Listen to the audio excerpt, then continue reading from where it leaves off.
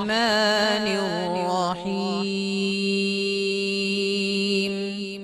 आज तिलावत कलाम पाक के लिए हमारे साथ मौजूद हैं हमारी जो कारिया बहन, उनका तारुफ आपसे करवाती चलूँ। मुल्क पाकिस्तान की नामवर कारिया हैं और नाज़रीन कराम, इससे कबल भी आप नूर टीवी पर इनकी तिलावत समाअत फरमा चुके हैं। पाकिस्तान में सदारती सतह की जितनी भी ख़वातीन की महाफिल हुआ करती हैं, उनमें इनको तिलावत का शर्फ बख्शा जाता है। हमारे साथ मौजूद हैं आज कारिया शहनाज अख्तर। अस्सलाम वालेकुम। प्रोग्राम में आपका खैर मकदम करते हैं। बहुत शुक्रिया। कौन सी आयत की तिलावत करेंगी आप? ये आज मुझे एजाज़ हासिल हो रहा है तिलावत कलाम पाक का। ये सूरतुल बकरा की आयत हैं 264 और 265। माशाअल्लाह, बिस्मिल्लाह कीजिए। अऊज़ु बिल्लाहि मिनश शैतानिर रजीम।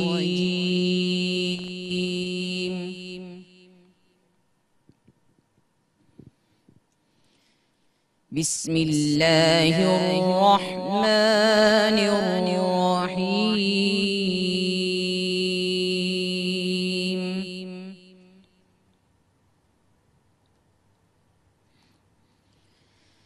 या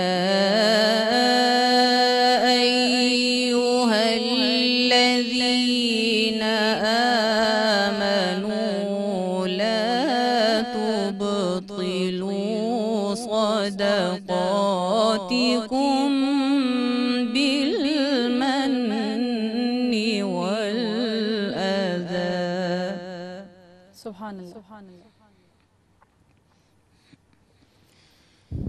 ला तुबतिलू सदक़ातिकुम बिल्मन्नि वल अज़ा कल्लज़ी युनफ़िक़ु मालहु। सुभान अल्लाह। कल्लज़ी युनफ़िक़ु मालहु रिआअ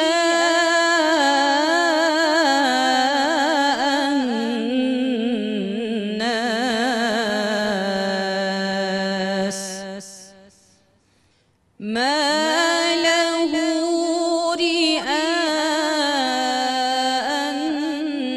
अन्नास वला युमिनु बिल्लाहि वल यौमिल आखिर। सुभान अल्लाह। फमसलुहु कमसलि सफ़वान अलैहि तुराबुन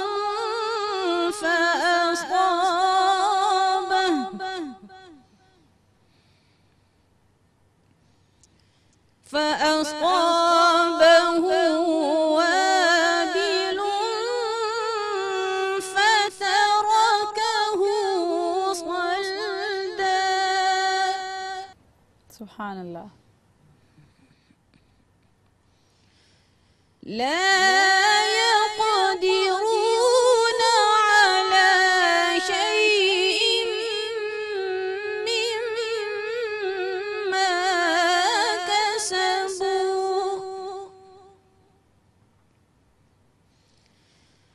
والله لا يهدي القوم الكافرين। सुभान अल्लाह। ومثل الذين ينفقون أموالهم ابتغاء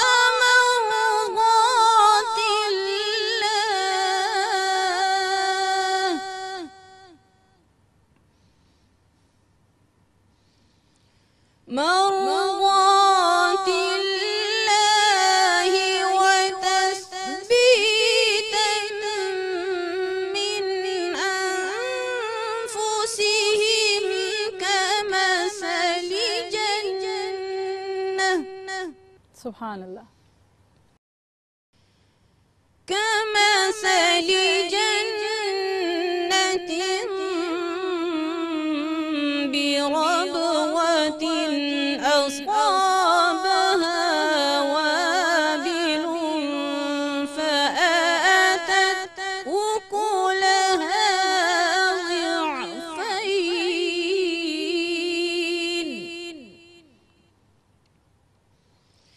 فإن لم يصبها وابل فطل والله بما تعملون بصير.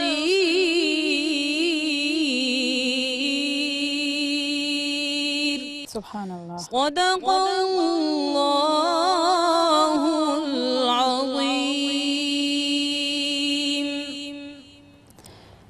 اے ایمان والو، مت ضائع کرو اپنی خیرات احسان کر کے اور ایذا دے کر، اس شخص کی طرح جو خرچ کرتا ہے اپنا مال لوگوں کے دکھانے کو اور یقین نہیں رکھتا اللہ پر اور قیامت کے دن پر. سو اس کی مثال ایسی ہے جیسے صاف پتھر کہ اس پر پڑی ہے کچھ مٹی، پھر برسا اس پر زور کا می تو کر چھوڑا اس کو بالکل صاف.